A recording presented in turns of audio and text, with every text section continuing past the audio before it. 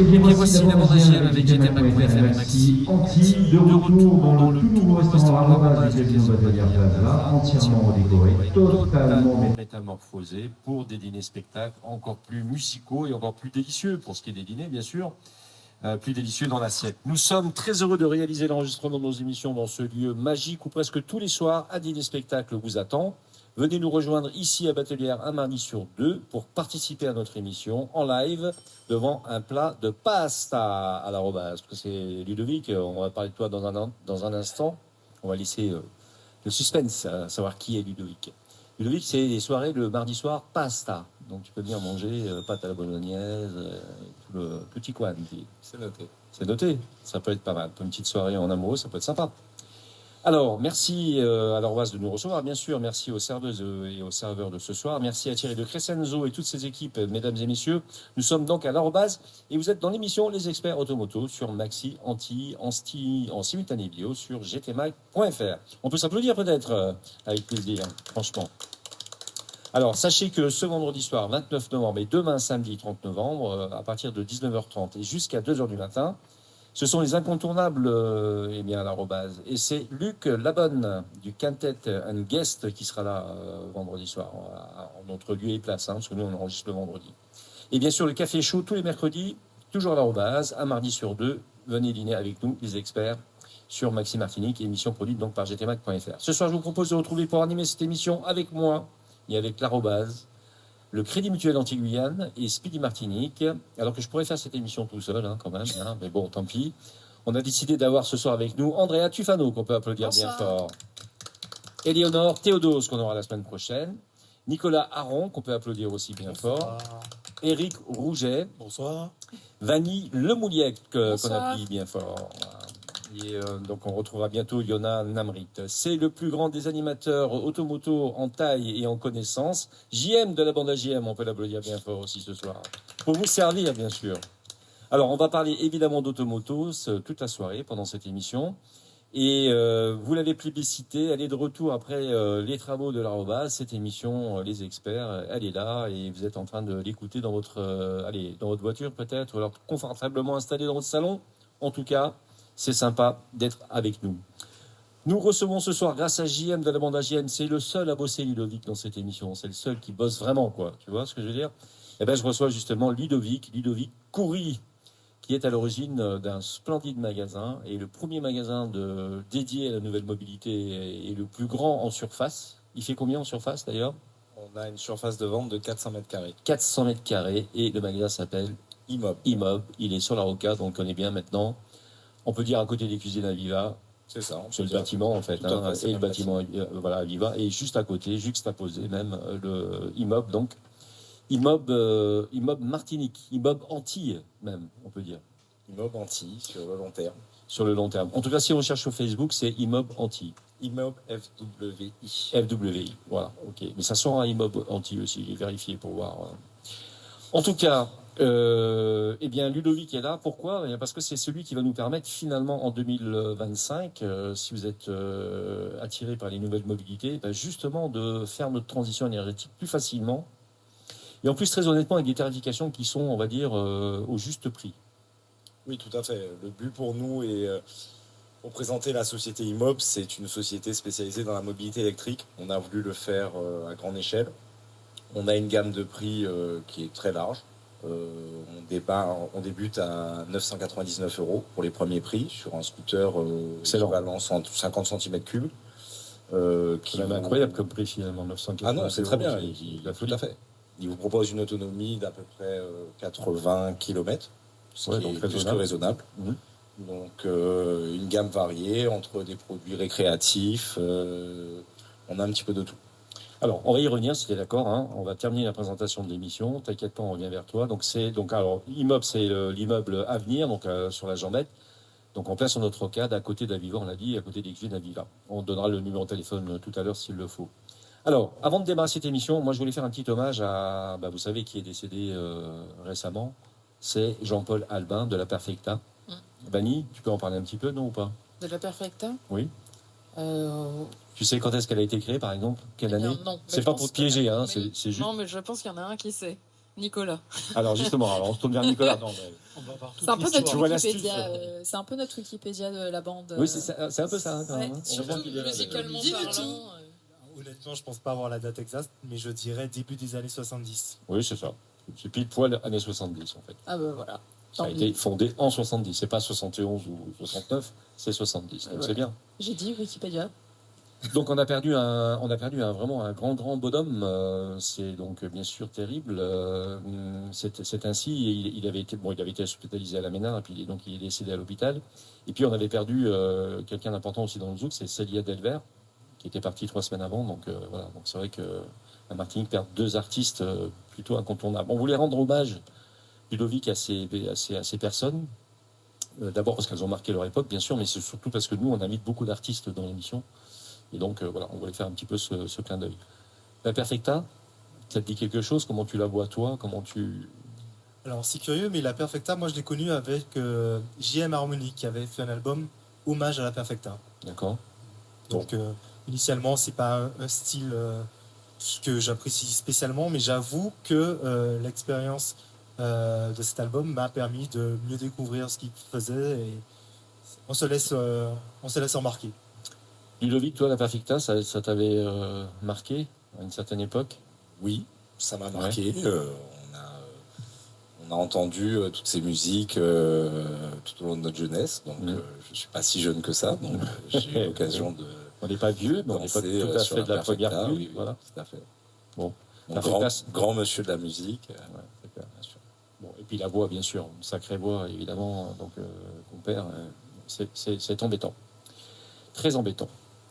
Alors, si vous êtes d'accord, ce soir, on parlera aussi, grâce à Vanny, de drones qui seront bientôt, Ludovic, des voitures volantes. Et donc, tu es sans doute le premier distributeur un jour de ce genre de voiture-là, parce que tu fais déjà des voitures à 4 roues sans permis électrique, mais tu feras sûrement les drones, non, ou pas? C'est sûrement Si ça vient l'avenir. un En jour. tout cas, j'ai vu un essai, notamment sur la marque Xpeng, qui a dévoilé son nouveau drone effectivement ce week-end. Donc, pas encore autorisé pour l'Europe ou même les États-Unis. Je crois que c'est exclusivement réservé à la Chine.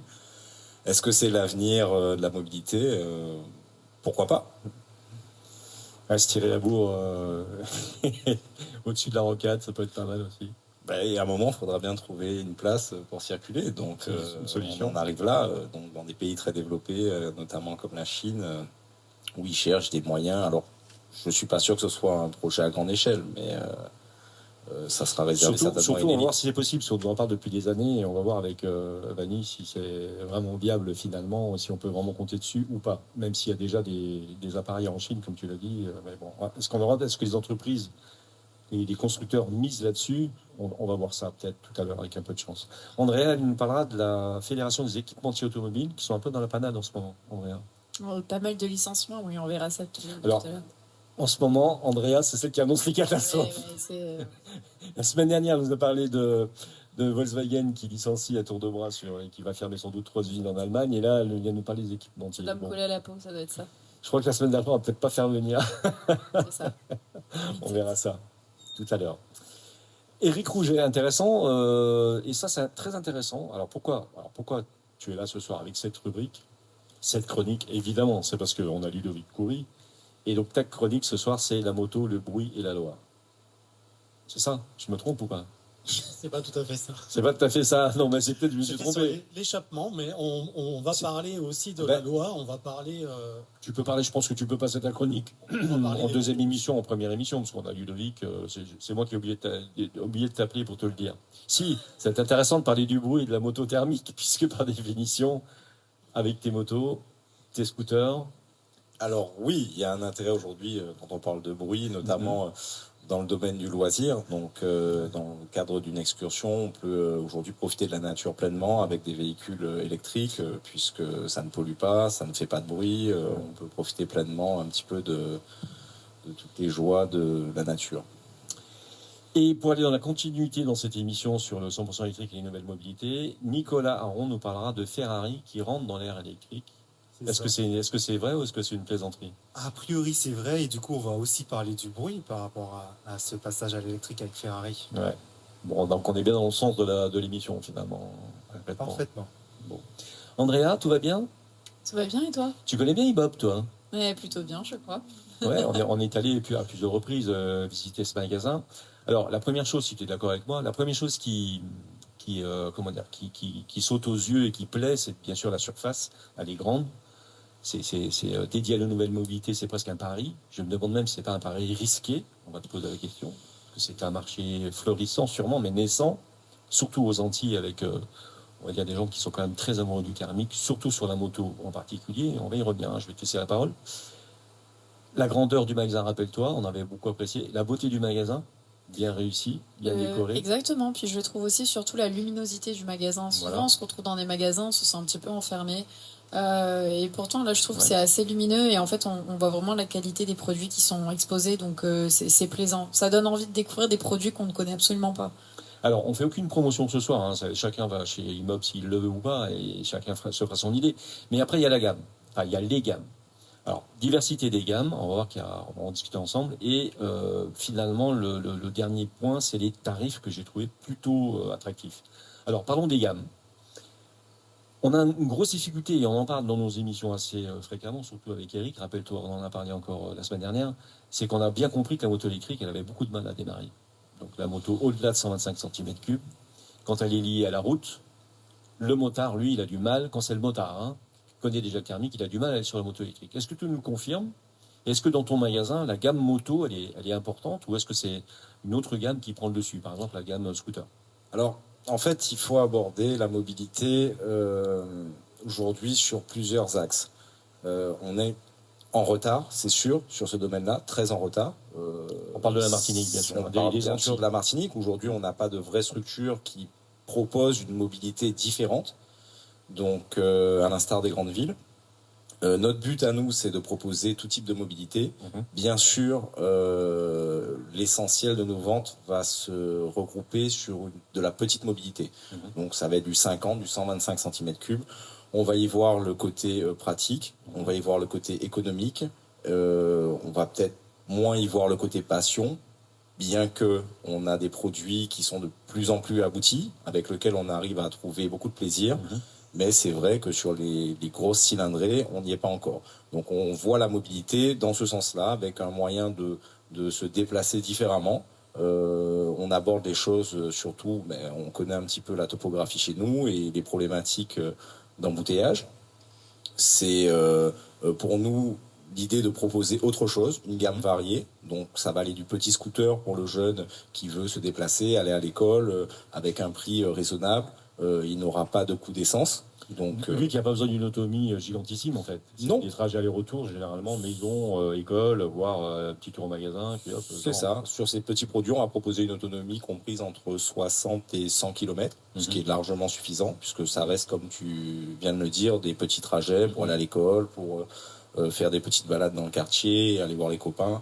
Donc ça reste vraiment une petite mobilité. Et ensuite, on essaie de développer une plus grosse mobilité. C'est-à-dire, ça peut être pour un chef d'entreprise.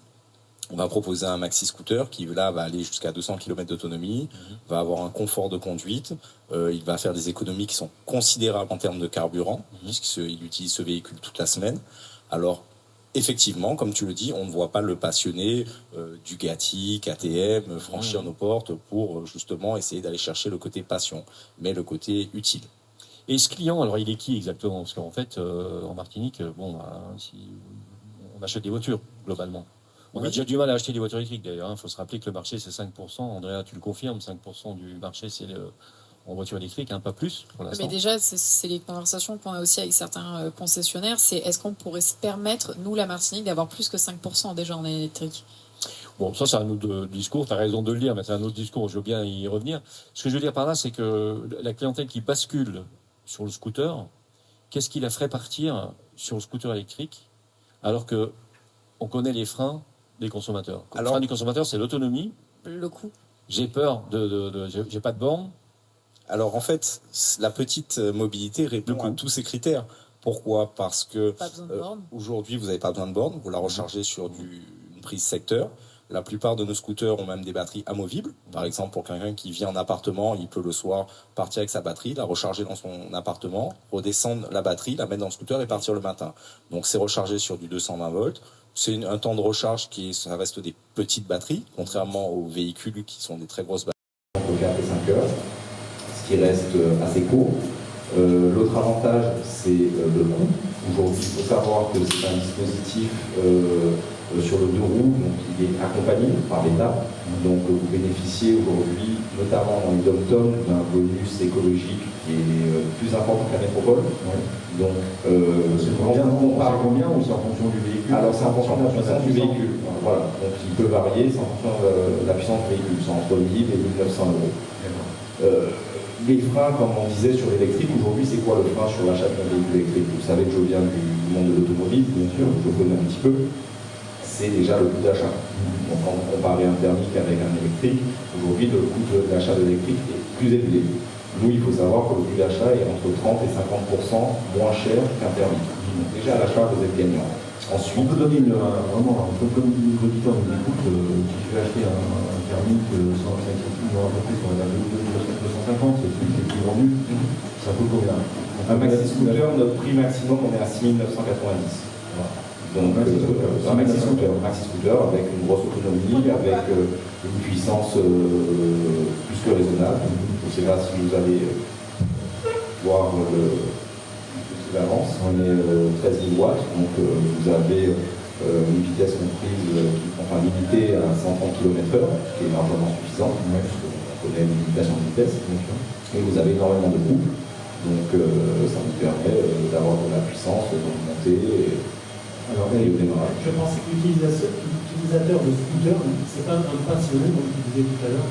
Donc, il va avoir cet usage utilitaire et là, il va potentiellement un client, parce que lui va s'en servir juste en utilitaire.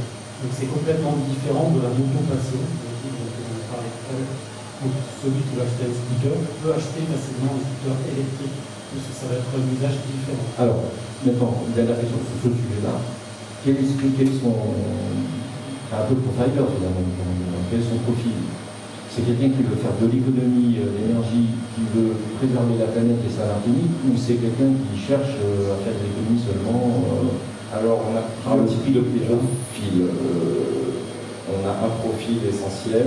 Le premier profil, ça va être le jeune qui veut se déplacer à faible coût, donc coût d'achat et coût d'utilisation. Il faut savoir aussi que le coût d'entretien est divisé par 2. Forcément, sur l'électrique, vous avez beaucoup moins de pièces mécaniques. Ensuite, vous avez le profil de la personne qui se dit pourquoi pas? Tiens, j'ai un véhicule, j'en ai assez des embouteillages, pourquoi pas penser à la mobilité moins coûteuse et pourquoi pas me mettre au scooter? Vous avez un troisième profil qui va être le chef d'entreprise, qui a besoin de se déplacer sur ses chantiers, qui a besoin d'aller voir ses clients et qui, lui, pareil, fait des économies au quotidien. Est-ce que tu as des personnes qui viennent juste dans une démarche économique déjà? Aujourd'hui, non. Je vais être tout à fait franc avec vous, même si c'est un atout majeur. C'est pas le premier atout. Aujourd'hui, les gens, la première chose qu'ils regardent, c'est le prix. Donc on est conscient, et on le voit même dans l'automobile. L'acte écologique, il vient après le prix. Il passe toujours en second, même si on fait tout pour promouvoir ce côté écologique. Alors, parlons du on a vu des flottes.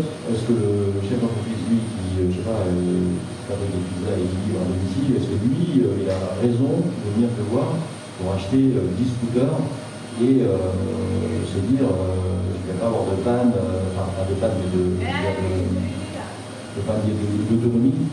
Alors aujourd'hui, il y a un vrai intérêt parce que si un chef d'entreprise, notamment pour la livraison, va investir sur la flotte, on l'a dit tout à l'heure, vous avez des batteries qui sont amovibles, donc il peut être livré sur des types avec double batterie pendant que le livreur effectue ses livraisons, la deuxième batterie est en charge, donc il ne se retrouve jamais en panne d'électricité.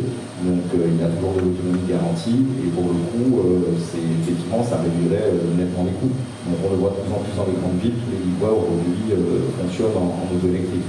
Il existe même des kits spécialement pour la livraison. On peut proposer sur mesure, bien sûr, pour la fois, bien sûr, on peut faire une proposition sur mesure sans aucun souci pour une flotte. Après, vous avez des avantages qui peuvent s'accumuler aux bonus écologiques avec ceux qui répondent aux agréments éventuellement de la fiscalisation. Donc voilà, il y a des atouts pour une entreprise aujourd'hui. Alors, dans ce marché, on a tout de suite été au dans le dur. On est allé sur le marché principal, on va dire le scooter, voire la moto électrique potentiellement. Mais on s'est rendu compte dans ton magasin qu'il y avait beaucoup d'autres choses, entre autres des trottinettes. On y reviendra après la publicité. Donc, les trottinettes, c'est un marché un petit peu à part. On va en parler. Est-ce que ça a eu l'engouement que finalement ça a eu l'engouement? Je ne suis pas certain en marketing, mais tu vas nous répondre. Par contre, il y a un nouveau marché qui est hyper intéressant, c'est les mini-motos. Ces motos qui sont donc, on va dire, des motos 50 cm3, qui ressemblent à la vraie moto. On va dire, je joue volontairement les gens qui ne connaissent pas la gamme, simplement pour qu'on comprenne qu'il y a une autre clientèle qui est intéressée aussi par la mobilité, c'est une clientèle qui est jeune, mais qui n'achète pas forcément une moto pour aller à l'école, mais pour son loisir. C'est vrai ou pas? Oui, alors la nouvelle génération qui arrive, non, mais parce que pour nous, ça ne paraît pas si logique que ça de rouler en électrique, mais la nouvelle génération, ils ont été bercés à l'électrique. Pour eux, ils sont dans l'ère Tesla, l'ère de la technologie. Donc pour eux, ça leur paraît évident de tout de suite acquérir un véhicule électrique. Eh ben, on en reparle après la pub si vous êtes d'accord. Vous êtes d'accord? On est d'accord. Allez, ça marche, à tout à l'heure.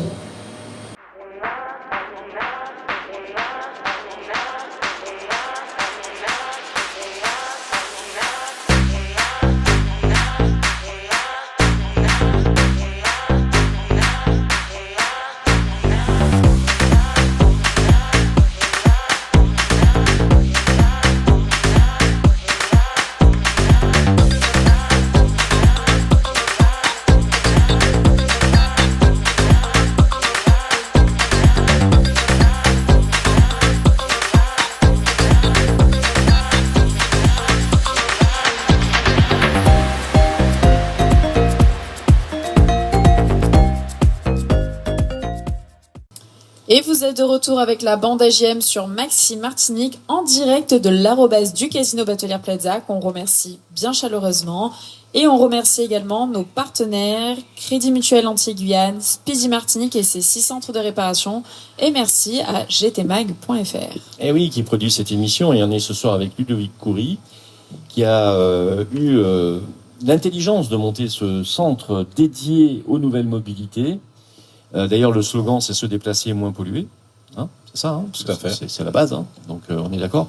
Donc, c'est immeuble Avenir à la Jambette. Vous le savez, c'est à côté des cuisines Aviva. Donc, c'est facile à voir. Juste un Je petit ne commence pas à inciter. Déjà, il y a assez d'accidents comme ça. On est d'accord, on fait attention. L'enseigne est très visible. Hein. Ouais, en fait, c'est très visible. Voilà. Et donc, juste à côté d'Aviva, vous avez un gros logo immeuble. Et ça vaut le coup d'aller dans ce magasin. Parce que vous avez, alors, en plus, c'est la période des fêtes. Donc, c'est pas inintéressant d'aller jeter un œil. Parce que, comme on l'a dit avant la pub, il y a pas que le scooter classique, la moto, la grosse moto. Il y a aussi les trottinettes, il y a aussi les mini-motos. Enfin, il y a un certain nombre de, comment dire, on va dire, c'est une gamme qui est plutôt étoffée. Et quand on parlait des scooters, il y a une gamme de scooters vraiment étendue, par contre. Donc, on a vraiment tous les prix. On a vu que ça commençait à 990 €, par exemple. Mais on a vraiment toutes les gammes. On a même des scooters vintage. On a des styles différents. Oui, tout à fait. On propose des scooters rétro type Vespa complètement vintage. Ils sont super sympas. Ouais, on a des couleurs un peu sympas. C'est très girly. Voilà, donc on va avoir, on a dit des motocross, on va avoir du super motard, on va avoir des petits roadsters qui sont très fun, très cool à conduire pour le coup, en 125. Donc on a une gamme quand même assez étoffée. On fait aussi des véhicules électriques sans permis. Ça c'est, on a une marque. 4 roues ce coup-là. Voilà, 4 roues. Mais on a décidé de prendre une marque exclusivement réservée aux sans permis, donc 100% électrique, avec 100 km d'autonomie. Donc un joli petit véhicule aussi pour assistance électrique. On essaie d'avoir une gamme très large. La clientèle homme-femme, il y a un équilibre ou c'est plutôt les hommes qui viennent dans le magasin? Figure-toi qu'on a pas mal de femmes qui nous ont acheté des scooters. Oui. Ouais, ça part. On va dire, si on parle de l'esthétique, ça peut être autant pour tous les modèles. Et voilà, on peut avoir aussi un petit scoot typé un peu racé, comme on a pu en voir, qui sont pas forcément des simples 50. Il y en a qui est vraiment sont un joli, petit peu c'est vrai, plus, on a été séduit par la ouais. gamme. Et, voilà, donc c'est vraiment intéressant. Et d'ailleurs aussi, cette émission, vous savez qu'elle est diffusée le dernier vendredi du mois. Et qui dit dernier vendredi du mois, dit de novembre, bien sûr. Bientôt Noël. Pardon. Dis Noël en décembre. Black Friday. Non. Dis. Black Friday. Ben voilà. Dis quoi? La Black Friday. Ah oui, c'est vrai. Bah oui. Ah oui, tout à fait. Aujourd'hui, l'émission, c'est le jour de la Black Friday. Et oui, on est Donc, le 29. Et oui, on enregistre le mardi. Donc, tout le monde le pour sait. le coup, on a une petite surprise parce qu'on a prévu une petite offre et du coup, on aura un scooter à gagner. Ah, Alors, excellent. la publicité devrait sortir, je pense, d'ici demain. Alors, je dis le code, c'est 13. Non, faut pas tout dire. Donc il y aura un petit QR code, il va falloir venir scanner en magasin et il y aura quelqu'un qui sera tiré au sort avec un scooter à gagner. Eh ben c'est juste Donc, excellent. C'est pas mal. On a une bonne nouvelle. Couleur au choix. On choisit la couleur. T'es intéressé, on va voir Andrea démarquer sur son petit scooter rose. On va voir débarquer juste à l'intérieur de la salle du casino. Alors, vous savez qu'en Martinique, on a un souci avec le bruit. Alors, on revient vers toi dans un petit moment pour reparler de l'immeuble, mais on a un problème avec le bruit. On a des bruits un peu de partout, c'est vrai. On a reçu des gens de l'Ars l'année dernière, enfin cette année plutôt, des gens de l'Ars qui nous avaient dit attendez, non, la Martinique, c'est pas la ville, c'est pas l'île du bruit, c'est pas vrai. On fait des efforts, etc. Bon, c'est sûr. Mais il y a un bruit en particulier qui est très agaçant à 5h15 du matin, pour ceux qui se lèvent un peu plus tard, c'est le bruit de la moto. Et mais pour les soirs aussi. Pas que des motos. Il n'y a pas que les motos. Eric est un défendeur de la moto et du bruit moto. Je suis tout à fait d'accord avec toi quand même. Bon. Même quand je faisais des courses, j'avais des échappements qui étaient homologués. Parce que je ne supporte pas le bruit. Bon, mais en plus de ça, ça tombe bien que Ludovic soit là, parce qu'il y a certains scooters, une certaine cylindrée, parce qu'il fait zéro bruit. Voilà, zéro bruit. T'es arrivé dans cette émission, on l'a même pas vu arriver. Il y a quand même eu un grand écart entre Dodge Ram et Immeuble. Là, il y a quand même eu un très gros nombre de bruit. Oui. Pour le coup, oui. Figure-toi, Jean-Marc, qu'il y a une loi qui vient de sortir et qui va taxer le bruit sur les motos. On s'y attendait. Les motos uniquement. Cylindrée, un peu poussée, non? Alors, pour les véhicules, pour les voitures normales, tu as déjà des réglementations sur le bruit. Oui, il y a des décibels. Donc, il y a des décibels à ne pas dépasser. Et après, si on dépasse, c'est qu'on a transformé un petit peu l'échappement. Donc, toute transformation, évidemment, est interdite. Ça rentre dans l'histoire du tuning, en fait. Dans le tuning, on peut aussi jouer sur le bruit, ceux qui veulent préparer des voitures un peu sportives, mais ces voitures sportives ne doivent se trouver qu'en compétition. Comme les motos qui font du bruit d'ailleurs, ne doivent se retrouver qu'en compétition. Et encore, les normes deviennent de plus en plus drastiques, et même sur les circuits en métropole et sur les circuits de cross, etc., le bruit a une tendance à baisser, et chaque année, les fédérations font baisser les normes de bruit sur tous les circuits. Bon, on le voit avec la Formule 1 déjà de base. La Formule 1 il y a des années, c'était impossible de pouvoir y assister sans avoir un casque. Sans avoir des bouchons. D'ailleurs, le Grand Prix historique qui se passe tous les 2 ans à Monaco, avec des véhicules du coup historiques, avec les motorisations historiques, vous avez un casque obligatoire. Non, c'est obligé. Alors que là maintenant, j'ai fait le dernier Grand Prix du Castellet d'Alain Prost. Je peux te dire que sans bouchon, tu pouvais pas. Près du paddock en plus avec énergie à l'époque. Donc, et vous savez que le bruit cause des dégâts sur la santé. Oui. Alors, en sachant que le bruit, à une époque, les motards nous disaient, enfin, on essayait de nous expliquer, des associations de motards nous disaient, oui, mais le bruit, ça sert à être entendu par les automobilistes. Alors, il y a des études faites sur ça, notamment en Roumanie, et puis dans un autre pays scandinave, où des étudiants ont fait des études sur ça, et en fait, pas du tout. Le bruit ne nous protège pas du tout. J'ai bien vu d'ailleurs ici, quand j'ai essayé la moto électrique, ça ne change rien. En fait, ceux qui veulent changer de voie vont changer de voie. Oui, si vous faites du bruit, ils vont changer de voie. De toute façon, ils sont dans leur bulle, dans le véhicule, avec de la musique, avec peut-être le téléphone, donc ils vont pas vous entendre de toute façon. Et le bruit, vous allez l'entendre juste quand la moto va être vraiment à proximité. Donc c'est trop tard en fait. J'ai même envie de dire, des fois ça fait faire des coups de volant. Ça m'arrive d'avoir des personnes qui dernier moment... c'est ça, l'effet de surprise.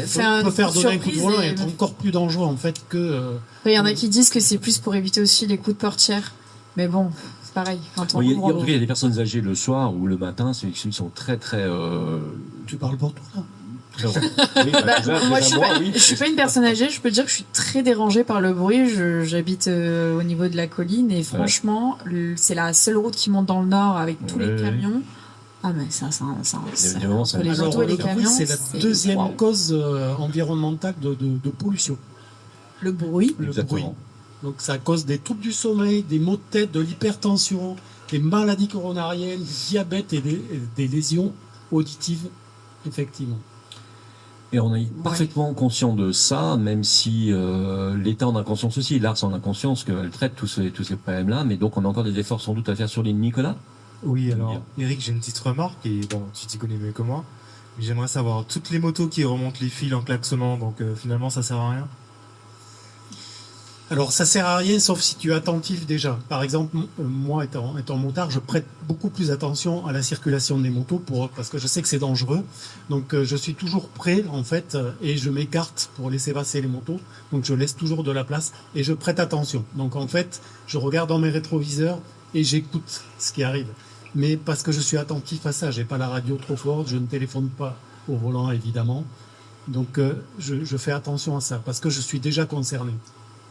Ludovic, le problème du bruit, toi, c'est réglé puisque en vendant de l'électrique, il y en a pas. Mais est-ce que t'as pas le problème inverse ? Est-ce qu'on te dit pas, oui, mais je fais pas de bruit, donc c'est dangereux. Donc est-ce qu'il n'est pas possible de rajouter un bruit spécifique de moto sur le ? Est-ce que ça existe déjà ? Alors, c'est pas sans bruit. Hein. Vous avez un sifflement. Alors, forcément, il est moins perceptible, mais vous avez néanmoins un son qui sort de la moto. Maintenant, en cas de, effectivement, vous avez un klaxon qui peut servir en cas de danger, et la loi le dit, il est là en cas de danger, donc vous faire avertir dans une circulation, ou si vous voyez une voiture déboîtée devant vous. Mais comme il expliquait tout à l'heure, si en fait la voiture, vous pouvez faire du bruit, si elle décide de déboîter, comme il dit, c'est déjà trop tard. Donc encore une fois, il y a des gens qui sont plus avertis et qui sont notamment motards eux aussi et qui circulent en véhicule à 4 roues, sont beaucoup plus vigilants aux motos. Il existe des kits donc pour ajouter des bruits sur les motos, un peu comme sur les voitures ou pas ? Donc, parfois le constructeur a un bruit spécial pour ressembler au cylindre en fait. Ouais. On voit des choses artificielles, notamment dans l'automobile. Il y a plein de choses qui sortent avec des sonorités. C'est par le biais de haut-parleurs qui sont placés sous les voitures. Maintenant, c'est possible en moto ? C'est possible en moto ?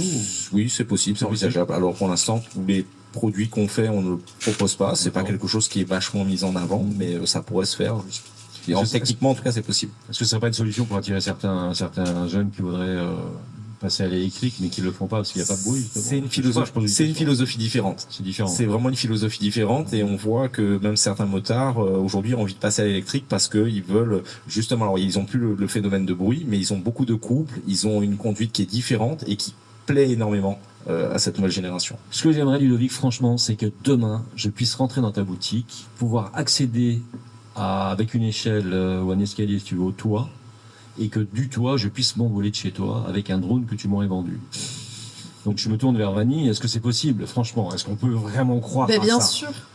Bien sûr. Est-ce que partir en amoureux, tu vois, tu trouves ton amoureux, tu pars magnifique, en sortie drone. Est-ce génial. que tu as une amoureuse? Ah, moi non. ça serait le scoop, hein. Lui, tu plaisantes. Non, mais je veux dire, tu te rends compte, décoller de chez Imob et puis aller directement à Sainte-Lucie, passer un petit week-end musical, je sais pas moi, festival de jazz, traverser la mer. Est-ce que c'est possible demain ou pas? Vanny, allez, dis-nous la vérité, s'il te plaît. Est-ce qu'on n'en a pas tous déjà rêvé, enfants ou même adultes, de se dire qu'un jour, avec toutes les évolutions qu'on voit, les technologies, un jour on sera en train de conduire dans le ciel, quoi. Enfin, moi, en tout cas, je l'ai déjà imaginé. Hein. Et donc, les essais ont été faits, mais ça serait techniquement trop compliqué à mettre en place à grande échelle, enfin pour tout le monde. Cependant, en effet, donc la voiture volante, c'est pas pour demain, mais les drones sont déjà une avancée en ce sens. Pourquoi ? Parce que les drones, on imagine qu'ils vont bientôt pouvoir transporter des personnes, alors plutôt à titre médical et donc d'urgence. Mais taxi aussi peut-être un petit peu, non ? Alors ça viendra ultérieurement, mais oui, en effet, ça va venir. Plutôt du transport en commun pour le coup, avec des organisations précises et donc plus axé. Ça sera pas axé, il y aura pas un accès aux particuliers, pardon, mais ça sera du transport organisé avec des règles bien précises. Plutôt les professionnels dans le départ avec des vraies codifications de pilotage, puisque ça rentre dans le problème du pilotage. Mais ça existe déjà beaucoup dans l'aide aux personnes. Donc en Martinique, ça a été imaginé par une entreprise qui. Écoutez bien, c'est une information, ça. C'est une vraie info de Vanny, ça. Qui voulait justement aider les personnes sur les mornes, etc., avoir un accès prioritaire aux médicaments. Et donc les drones vont aller livrer les médicaments chez ces personnes qui sont dans des zones peu accessibles. Alors ça n'existe pas que chez nous, mais ça oui, ça n'existe pas que chez nous. C'est lancé chez nous, quoi. Ça existe, hein. Donc la société est viable, c'est lancé. En tout cas, oui, j'avais été à un débat, conférence sur. Tu peux essayer de les contacter, puis on les fait venir dans l'émission. Ça serait super sympa. J'ai pas réussi à retrouver là ce soir le nom avant de venir, mais je trouvais ça passionnant. On a tous vu le taxi volant japonais et chinois. D'ailleurs, les deux se battent un peu là. On les a vu décoller. On a vu que c'était fiable au niveau des drones. Donc pour au moins 2 à 4 personnes. Mais je vais juste imaginer un instant le matin sur la rocade, si tout le monde a ce genre d'appareil-là, si tout le monde se met à décoller parce qu'il y a un bouchon, qu'est-ce qui se passe ? Non, il faut pas qu'il y ait d'intervention humaine. Il faut que ça soit entièrement automatisé. Voilà, et que c'est le 5e élément, quoi. Bien sûr. En fait, c'est barge avec ravage. Ah, le 5e élément. Les règles, elles vont se rapprocher des règles aériennes. Parce que ça sera une autre hauteur, bien entendu, mais ça sera les mêmes règles parce qu'il va falloir déterminer des couloirs ce qu'on n'a pas sur la route, ce qu'on a sur la route mais qu'on n'aura pas en l'air, c'est-à-dire les routes justement, les tracés, les trajets, quoi. Les obstacles. Tout à fait. Donc ça veut dire qu'on peut compter immédiatement là, comme ça dans les mois qui viennent, dans les années qui viennent. Je dis bien les mois qui viennent puisque comme on a déjà une entreprise, c'est plutôt du service par drone en fait, c'est ça ? C'est ça, ce sera plutôt du service, mais pas du coup du transport. Je peux prendre la parole, Eric. La première étape, c'est le taxi autonome, mais pourquoi pas après les véhicules autonomes en l'air aussi. Mais gérer donc par un système automatisé, effectivement, comme dit Ludovic, ça paraît logique. Non, mais avec l'avancée de la conduite autonome qu'on voit sur route, pourquoi pas dans une dizaine d'années avoir des drones qui sont paramétrés. Bien sûr. De toute façon, quand certaines personnes, comment elles conduisent, on se dit, putain, si elles ont un drone demain, ça va être mais après, il y a toute une question de sécurité aussi, parce que de là, on peut aborder le thématique du voyeurisme aussi, de comment on va utiliser un drone pour ne pas aussi exploiter les villas, les zones privées, etc. Comment aussi on peut prévenir d'un attentat, parce que bien évidemment, avec un drone qui se déplace, on sait très bien que c'est bien plus facile d'avoir accès à certaines personnes. On l'a vu. Alors là, je n'ai pas l'information exacte, mais c'était normalement en Asie où on voit des drones qui reconnaissent le faciès de certaines personnes et qui peuvent tirer à distance sur cette personne. Donc au lieu d'avoir un tueur à gages, on a un drone à gages. Et en fait, c'est là où ça devient très compliqué. C'est les bons côtés du futur et les mauvais côtés du futur. Pour que la société ne varie. Exactement. Donc finalement, alors la réponse c'est quoi ? Est-ce que demain on peut compter sur un drone taxi ou un drone personnel pour pouvoir se déplacer, ou est-ce que c'est vraiment dans le temps, ça sera vraiment dans le futur ? Demain c'est un peu ambitieux en effet. Je pense que ça nous transportera pas nous tout de suite, mais ça peut faire venir les choses à nous pour l'instant. Et donc c'est déjà une bonne avancée, un gain de temps et d'accessibilité. Après, pour rebondir sur ce que disait Andrea, les règles sur les drones et justement leur utilisation, la vie privée, c'est déjà très réglementé. C'est déjà assez compliqué. C'est pas toujours respecté, mais c'est déjà très le survol des propriétés privées n'est pas autorisé, tout bêtement. Mais non, c'est peut-être pas autorisé, mais c'est facilement accessible. C'est-à-dire qu'il faut se faire entre guillemets attraper pour avoir l'amende, mais ça n'empêche pas de survoler la résidence. Quelqu'un qui veut faire un casse, un braquage, quoi que ce soit, et il va pas demander l'autorisation, il le demande pas pour le braquage, il va pas le demander pour le drone. Hein. Donc, je veux dire, il peut prendre le drone et aller explorer justement la propriété, et c'est facilement accessible. Il y a aucune barrière qui permet de limiter ça.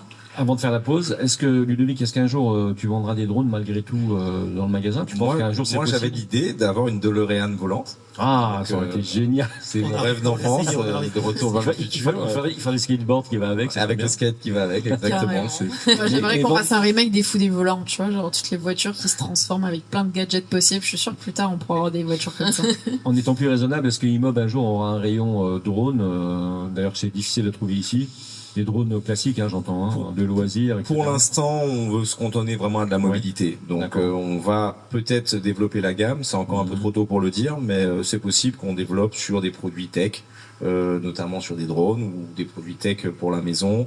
Ça peut être une source de développement, mais pour l'instant, c'est pas encore à l'ordre du jour. En attendant les drones, il y a les trottinettes, et les trottinettes, malheureusement, c'est un marché qui n'a pas explosé véritablement sur les Antilles. Alors, bien sûr, en métropole, on a bien compris que ça pouvait mieux marcher. Les zones étaient peut-être mieux déterminées pour pouvoir rouler, et encore, hein, on va discuter. Mais ici, alors, la trottinette, pourquoi la trottinette dans un magasin? La trottinette, on a plusieurs problématiques. On a déjà la problématique de la topographie. Aujourd'hui, c'est un vrai problème. Donc, la topographie, on n'a pas de voies qui sont dédiées aux trottinettes, comme des pistes cyclables qu'on peut trouver dans les grandes villes. Donc, c'est le deuxième souci. Troisième souci, ça reste, si on veut un produit fiable et de bonne qualité, il faut y mettre le budget. Oui. Donc ça peut être aussi un frein. Et dernière chose, ça reste un peu dangereux quand même. D'accord. Et combien alors pour avoir une bonne trottinette? Alors franchement, avec une bonne autonomie et puis je sais pas, l'histoire de honnêtement, il faut compter à minima 1500 € pour avoir une bonne trottinette. On n'a pas le droit d'aller sur la rocade avec? Ah non, c'est totalement interdit. C'est un véhicule qui n'est pas immatriculé, donc vous n'avez pas le droit de rouler sur la voie publique avec. Alors il y en a qui le font, mais on en voit rarement quand même. Hein. Il y en a quelques-uns qui le font, mais c'est pas autorisé par la loi. Oui, vas-y. Je voulais juste rajouter, on peut peut-être dans les critères rajouter, j'ai dire les qualités la qualité des routes qu'on a ici, qui est peut-être pas idéale pour les trottinettes, mais bon, vu que normalement on doit pas circuler avec sur les lieux publics, donc. Bon, c'était le dernier mot avant la pub de Nicolas. Heureusement qu'il est là, il nous a permis de nous apaiser un peu. Allez, à tout de suite après la publicité. À tout de suite.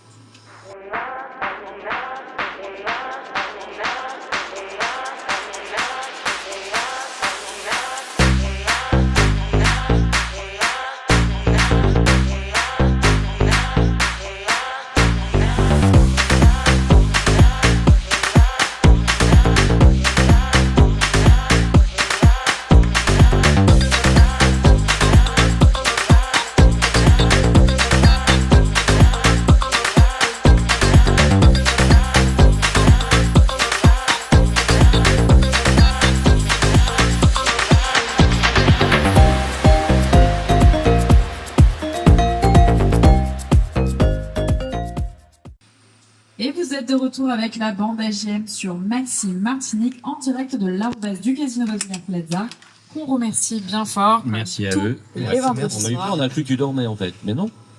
Que je dormais? Ouais, t'as eu un petit blanc, donc on a dit qu'elle dort. J'ai toujours peur de manger le générique, tu vois, ouais, voilà, donc je préfère attendre. D'accord. Mais bon, surtout, on va bien remercier nos fidèles partenaires, et je parle bien évidemment du Crédit Mutuel Antilles-Guyane, de Speedy Martinique et ses 6 centres de réparation, et bien évidemment, gtmag.fr. Et de l'Arvaz, bien sûr, et du Casino Batelière qui nous reçoit donc ce soir. Et on est depuis tout à l'heure, vous le savez, depuis presque une heure maintenant, avec Ludovic Coury, de Imob, juste à côté d'Aviva sur la rocade. Il suffisait de tourner la tête sur la date, on l'a dit, mais en gardant le pied sur le frein quand même. Et on parle de nouvelle mobilité finalement, et on parle de bouger en polluant moins. C'est ça l'objectif finalement d'Imob. Tout à fait, c'est d'apporter aujourd'hui des solutions avec une nouvelle mobilité. On le voit avec un parc autoroutier complètement engorgé. Aujourd'hui, notre but est d'apporter une mobilité différente. On fait le constat tous de voir des gens très souvent seuls dans leur véhicule. On a énormément de circulation. C'est d'apporter des solutions pour justement désengorger un petit peu les routes et avoir une mobilité un peu différente. Alors déjà vertueuse, ça c'est sûr, écologique, moins coûteuse, c'est notre objectif. Alors, on va faire un peu d'humour. Est-ce que c'est pas un peu casse-gueule parce que le marché est quand même petit, c'est un marché de niche, vraiment. Les gens sont très pro-thermiques chez nous aux Antilles, et on comprend, parce qu'il y a tout un historique d'amour de belles voitures, il y a toutes les courses automobiles autour de nos îles, quoi, enfin, autour du moteur thermique, on va dire, autour du cylindre, autour de la puissance, de la beauté de la voiture, de l'objet très particulier qui est à soi, qu'on aime, qu'on admire, figure-toi, je suis très surpris. 5%, je rappelle quand même, 5% du marché des voitures électriques en Martinique. Tout à fait, pas de langue de bois, je vais être tout à fait franc, je suis très surpris, je pensais qu'on aurait eu plus de mal à faire entrer un petit peu dans les mentalités, à s'implanter. Il faut savoir qu'on s'est implanté au mois d'août. Donc c'est très récent, et je pensais qu'on aurait un démarrage beaucoup plus timide, qu'on aurait beaucoup plus de difficultés à convaincre les consommateurs, et honnêtement, je suis agréablement surpris. T'as ouvert quand, donc, du coup? On a ouvert mi-août, si je dis pas de bêtises. Et t'as fait, honnêtement, tu n'es pas obligé de répondre, hein, mais le premier mois, par exemple, t'as vendu combien de bécanes? Bon, on a vendu une 30aine d'unités. Ah, quand même. Oui. Mais pas mal. Je trouve quand même, alors moi aussi j'étais assez sceptique, parce que c'est vrai que ça reste un marché de niche, et on se dit, pour se développer, ou du moins faire vraiment du profit, du bénéfice sur un marché de niche qui est pas encore ancré dans les mentalités, ça peut être compliqué.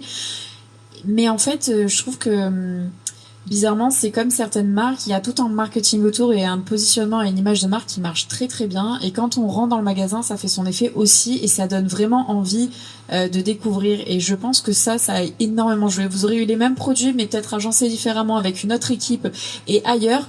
Je pense, d'ailleurs, de base, vous n'êtes pas les seuls sur le marché. Il y a d'autres aussi magasins, et ils n'ont pas eu ce même. Ils ont fait un peu la différence, Imob, c'est bien. Alors en fait, si vous voulez, les magasins qui ont essayé de se lancer dans ce domaine sont très souvent des plus petites unités qui se sont lancés sans vraiment, si vous voulez, travailler le fond, sans faire une vraie étude, sans avoir une vision à long terme. Nous, on a voulu faire les choses. Alors, on a pris un risque, bien évidemment. On a voulu faire les choses en grand. On a souhaité aujourd'hui y aller sans frein, clairement. On revient là la semaine dernière du salon ECMA en Italie. On a pris des cartes, de nouvelles cartes, donc qu'on présentera bientôt. On peut même déjà annoncer du moins la marque DAB Motor. Donc qui est une start-up très prometteuse, qui a été rachetée par Peugeot, donc fabrication française, qui sera produit par Peugeot. Aujourd'hui, on essaie de se positionner, on est les premiers. On sait que c'est un marché qui va venir à se développer. On a voulu être les premiers à grande échelle. Vous avez réussi pour le coup, parce que là, on l'a bien compris, on l'a bien dit ce soir, parce qu'on l'a visité à plusieurs reprises, la surface est bien là, etc. Et en plus de ça, il y a un service après-vente, un vrai service après-vente, comme dans un magasin de moto classique. Hein. Tout à fait. Donc vous avez bien sûr des garanties, une garantie sur tous vos véhicules, c'est des garanties minimum de 2 ans.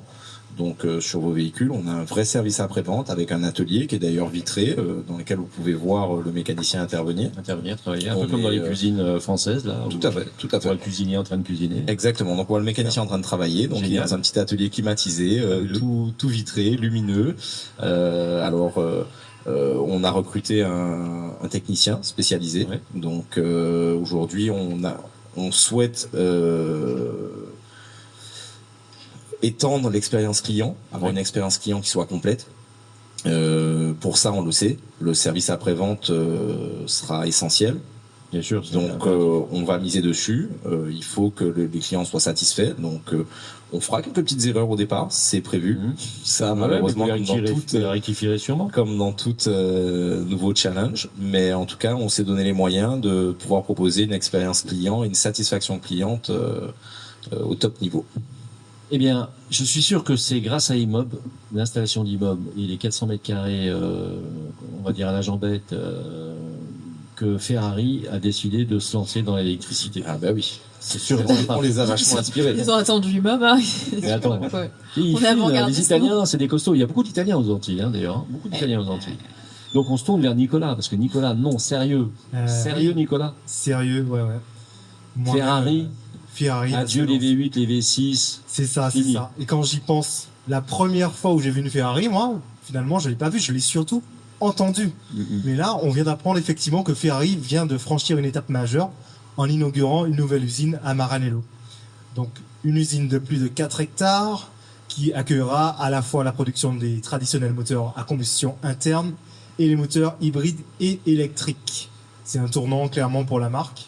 Un projet ambitieux. C'est vrai qu'ils avaient dit non, hein. Ils avaient dit non, hein. Ils avaient dit qu'ils le feraient jamais, hein, au départ. Oui, ils avaient dit, il y a mais longtemps. bon, voilà, finalement, ils n'ont pas le choix. Ils n'ont pas le choix. En 2035, il faudra du full électrique. Donc, clairement, pour respecter la nouvelle réglementation environnementale, et ils étaient obligés de le faire. Mais là, le vrai défi, ça sera de préserver l'ADN de la marque. Donc, 100% de véhicules électriques et hybrides devraient représenter 60% de la production du constructeur d'ici 2026. 80% d'ici 2030. Donc voilà, donc c'est un plan qui a été présenté il y a 2 ans et ils ont investi plus de 200 millions d'euros avec pour cette pouvoir usine. créer cette nouvelle usine de production. Voilà. Mais c'est un changement qui soulève de nombreuses questions sur l'avenir de la marque, notamment, et on en a parlé tout à l'heure avec Ludovic, en ce qui concerne la sonorité emblématique des moteurs. Ferrari, c'est d'abord, je suis désolé, d'abord ça. Voilà, c'est un son. Alors j'ai failli dire du bruit, excuse-moi, hein, mais c'est d'abord un son effectivement. Toutes les hypercars en fait, pas Lamborghini, Ferrari, Maserati. Ferrari par définition peut-être. Enzo, il doit se retourner dans sa tête. Ah ouais, ça c'est clair. Il doit être tout éclairé. Donc, Ferrari nous a fait une belle promesse. Bon, on va conserver l'expérience de conduite unique, etc.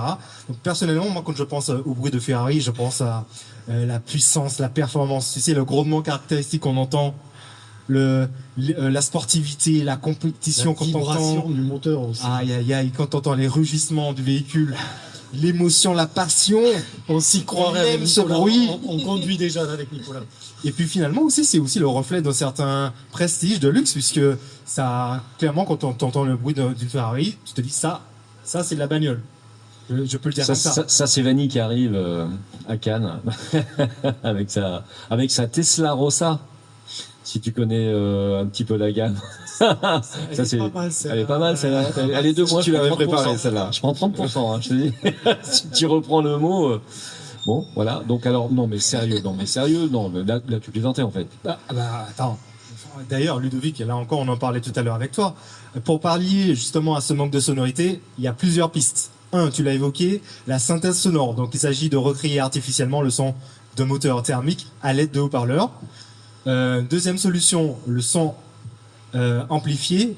Donc une autre solution qui consiste à amplifier les sons naturels produits par le moteur électrique, comme le sifflement de l'inverteur ou encore les roulements des pneus. Bon, c'est pas ma solution préférée. Et la troisième, qui pour moi est la pire, une signature sonore unique. Donc Ferrari travaille également sur le développement de signatures sonores spécifiques au modèle électrique qui sera reconnaissable entre 1000 et qui permettrait de préserver l'identité. On ne sait pas ce que c'est en fait. On ne sait pas ce que c'est. Et on en a déjà vu chez certaines marques coréennes. Moi, ça m'a pas convaincu, mais bon, peut-être que Ferrari fera mieux.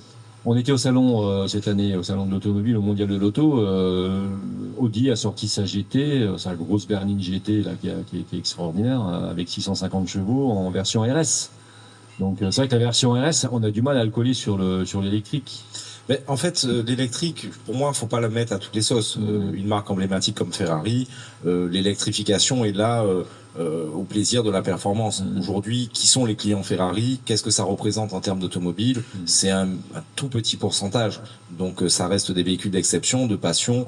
Pour moi, je pense que des marques comme ça devraient pas céder à l'électrique ou alors utiliser de l'électrique avec de l'hybridation. Ouais, elle meurt si 2035, 2050, c'est foutu. Il devrait y avoir quelque chose. Oui, mais aujourd'hui, on devrait laisser justement ces quelques dérogation, justement, les hypercars pendant un petit Ils ont une dérogation pendant un petit moment, effectivement. Oui, justement, surtout les Allemands. Les hypercars, il devrait y avoir une liste de catégories de véhicules où on dit, bah voilà, vous avez les hypercars uniquement, parce qu'on va pas mentir, ça représente une minorité du parc automobile. Enfin, je veux dire, s'il ne reste que les hypercars en thermique, je ne pense pas que ce soit ça qui pollue vraiment la planète. Oui, mais tu vas faire une différence entre la personne lambda comme nous qui peut pas acheter ce véhicule et qui va acheter un véhicule électrique pour pas polluer, et la personne qui va pouvoir acheter une hypercar et polluer parce qu'il a les moyens. Donc ça va faire une Je suis complètement d'accord avec toi, mais après on rentre dans une catégorie d'utilisation et de critères qui ne sont pas comparables à l'utilitaire, c'est-à-dire il y a très peu de... Enfin, l'utilisation c'est une minorité, on a bien compris, mais le problème mais... c'est que 2035 et 2050 c'est pour tout le monde, que ça soit minoritaire ou pas minoritaire. Et à un moment donné, si ça continue, si on va bien dans ce sens-là, on est d'accord. Il y aura peut-être d'autres solutions. À un moment donné, ça sera stop. Ce que je veux dire, c'est que je me pose la question finalement de savoir si Ludovic Coury avec Imob, il pourrait prendre la carte Ferrari un jour. Parce que si alors là, je signe tout de suite. Tu signes tout de suite. Même électrique. Non, mais est-ce qu'on peut imaginer, pas sûr. Est-ce qu'on peut imaginer chez Imob des voitures électriques ou pas? Alors honnêtement, parce que tu disais de la voiturette. Je suis là pour promouvoir l'électrique. Forcément, on a une entreprise de mobilité électrique et mon avis est certain sur la mobilité électrique. Maintenant, c'est un avis personnel sur le tout électrique où on doit tout électrifier avec des batteries qui sont colossales. Tu parlais d'Audi à l'instant. Pour moi, je pense que c'est pas la solution. La solution restera sur l'hybridation avec un mix des technologies qui permettra justement de conserver et du plaisir, de diminuer le coût de la pollution et conserver l'électrique uniquement sur de la petite mobilité des batteries qui restent raisonnables. Bon, ça c'est ton souhait. C'est pas le souhait de l'État aujourd'hui, hein, on est d'accord. C'est pas le souhait de l'Europe et c'est pas le souhait de l'État. Mais après, on peut le dire. Une fois qu'on l'a entendu, on a entendu. Mais c'est pas ce qui va se passer a priori, d'accord? Parce que Madame Van der Leyen vient d'annoncer qu'elle continuerait et qu'elle irait bien à l'objectif 2050. Il n'y a rien qui recule aujourd'hui. Pour moi, ils feront marche arrière. Peut-être Trump. Non, je pense qu'ils feront marche arrière. On verra. Ouais. On retient la date. Hein. Aujourd'hui, on est le combien? On est le 29 novembre. Non, mais il y a des choses qui sortiront. Il y a les technologies comme l'hydrogène, il y a les carburants de synthèse. L'hydrogène va courir au Paris-Dakar cette année encore. On est bien d'accord. Donc on y reviendra. Mais c'est vrai que je suis d'accord avec une conversation qu'on avait eue où je ne pense pas que la solution soit de tout miser sur une énergie. Parce qu'au final, on va avoir le même problème d'ici quelques années où on va se dire on a une surconsommation d'électricité. Si vraiment la planète entière, si dans un monde idéal, vraiment se met à l'électrique, on va finir par avoir d'autres problèmes. Donc à un moment donné, d'autres problèmes, c'est ça. Oui, mais c'est ça. Et donc je pense vraiment qu'il faut arriver à trouver des solutions hybrides et des énergies diverses et variées pour pouvoir permettre d'avoir un approvisionnement équilibré et pas à chaque fois surproduire et surconsommer une seule source d'énergie. Alors malheureusement, une des conséquences de cette transition, on va dire accélérée, voulue par l'Europe, finalement, qui est hyper accélérée, c'est les équipementiers automobiles qui commencent à vraiment rentrer dans la panade, on va dire, ils commencent à vraiment avoir des difficultés. Andrea? Oui. Donc on parle des équipementiers donc qui mais c'est toujours moi qui annonce les mauvaises nouvelles aussi. Oui, voilà, il faut bien que quelqu'un annonce les mauvaises nouvelles. Alors je ne sais pas si vous êtes un petit peu au courant des chiffres dont on est en train de parler. Non. Est-ce que vous avez un ordre d'idée de combien de postes supprimés en France sur ce secteur-là? Est-ce que vous avez un ordre d'idée? Entre 100 et 300. 100 et 300 postes? Non, 300 000. Ah, 100 et 300. Oui, il faut préciser. D'accord. Donc ça, moi j'aurais dit une cinquantaine de mille, mais pas plus. Cinquantaine de mille.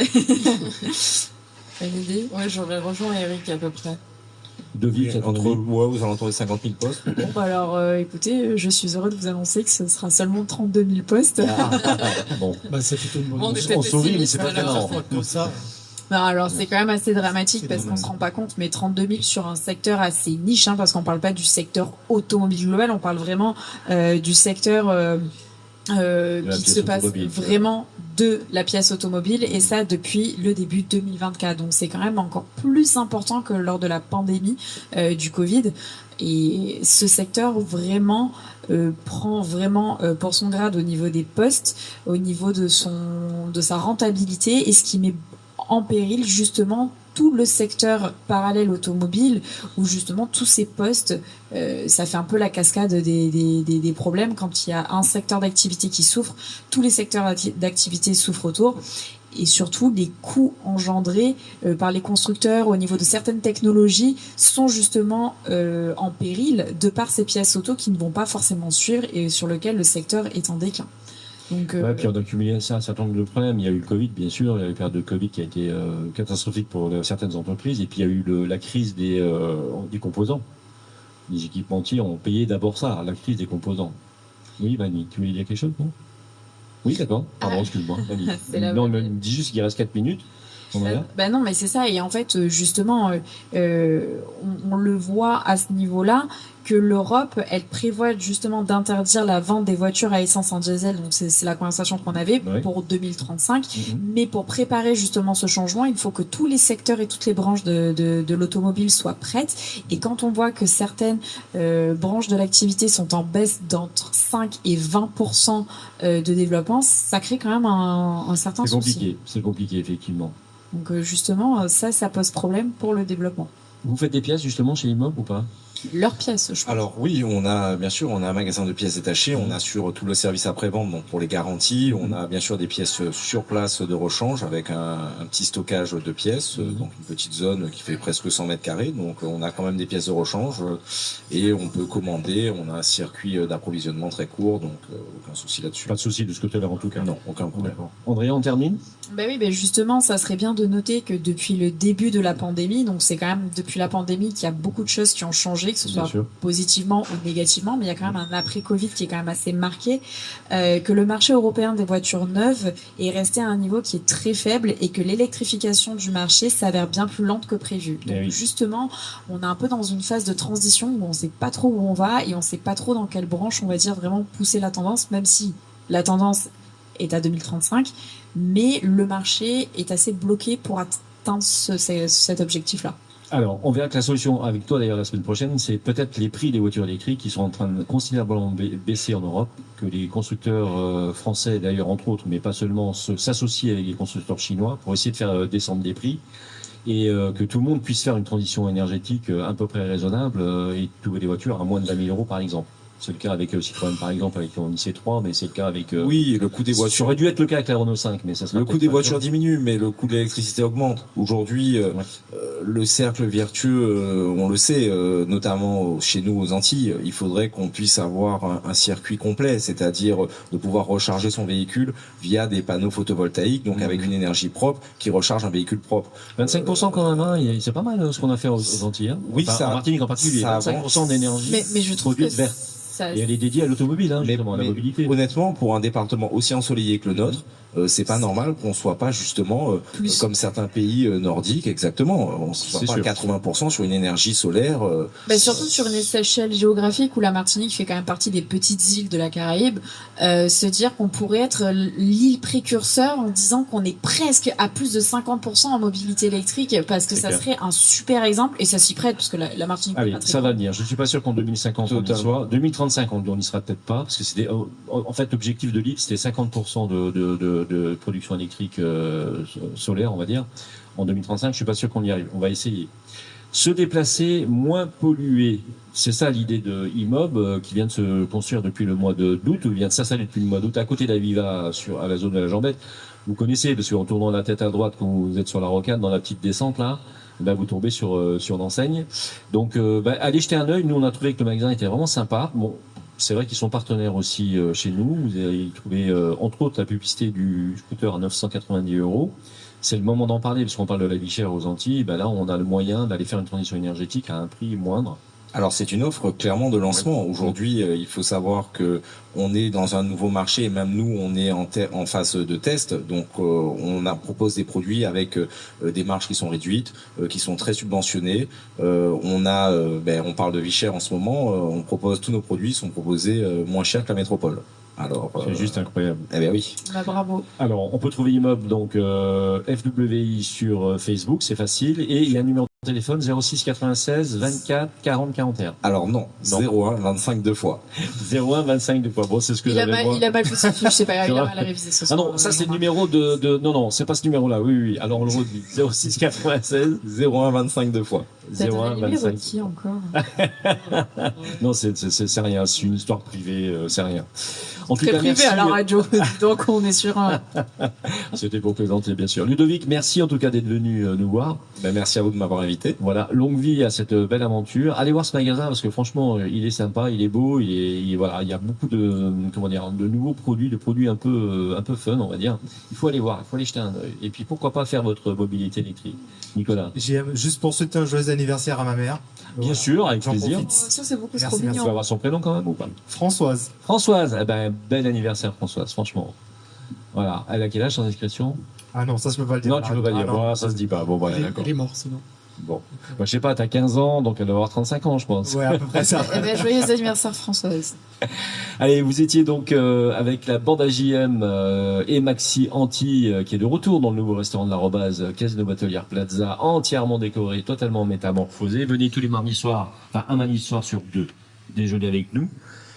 Dîner plutôt avec nous, dîner avec Andrea Tufano. Quelle chance. C'est tous les mardis, j'aimerais tous les mardis, c'est une fois sur 2. On a de la chance quand même, hein, franchement. Je fais ce que je peux. Bon, et en tout cas, je voulais remercier évidemment le chef Alain Trénois, donc qui nous fait ces soirées pasta le mardi soir. Merci à toute l'équipe de l'Arrobase donc de nous recevoir, serveuses et serveurs, vous avez vu, ils sont super charmants. Merci donc à l'équipe, merci à Andrea Tufano qu'on peut applaudir bien fort. Merci à vous. Merci à Léonore Théodos qu'on verra la semaine prochaine, Nicolas Aron, Eric Rouget. Merci. On n'oublie pas Vanille Lemouliec juste en face de Bonne nous. soirée. Yona Namrit qui reviendra sans doute rapidement. Et puis, merci à JM de la bande AJM qui supporte totalement d'abord toutes les chroniqueuses et les chroniqueurs, c'est pas facile, et qui supporte cette émission de A à Z, c'est vraiment terrible. Donc voilà. Nous avons ce soir parlé d'automoto. Syndicat. Je le redis. Allez-y, je m'en fous. On a parlé d'automoto et on a été très heureux de recevoir donc Imob, je vous le redis, donc dans les nouvelles mobilités. C'est tout à fait le cœur de notre émission. Moi, je vous dis à très très bientôt, à la semaine prochaine. À très vite. Bonsoir, Bye bye. bonne soirée. Bye bye. Bonsoir. Super. Ben, merci beaucoup. Bravo.